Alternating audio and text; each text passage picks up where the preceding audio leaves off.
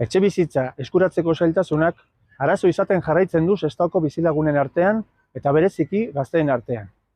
Gobernu taldeari galdetu diogu ea martxan jarri duen duela ia 2 urte jendaurrean iragarri zuen neurriren bat. Adibidez, hutsik dauden etxebizitzei kanona ezartzea.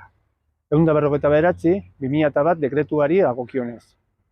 Dekretu honek aukera ematen dio udalari hutsik dauden etxebizitzak mobilizatzeko eta bere funtzio soziala betetzen dutela bermatzeko.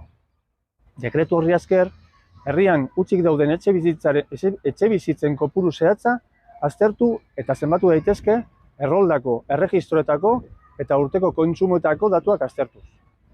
Jenderik gabeko etxebizitzatzat deklaratutakoei udal gobernuak kanon ekonomiko bat ezar diezaieke, alokatzea bultzatu eta bizitoki erabilerarako okupazioa sustatzea helburu duten beste neurri batzuk hartu ere bai. Kalkulatzen da, gaur egun Sestaon 1000 etxebizitza baino gehiago daudela hutsik. Eta etxebizitza bat eskatzen duten auzotarren kopurua kontutan hartuta, EH Bildun uste dugu premiazkoa dela neurriak hartzea. Eta une egokia dela, udalak eskura dituen tresna guztiak aplikatzeko. Etxebizitzaren funtzio soziala betetzen dela bermatzeko.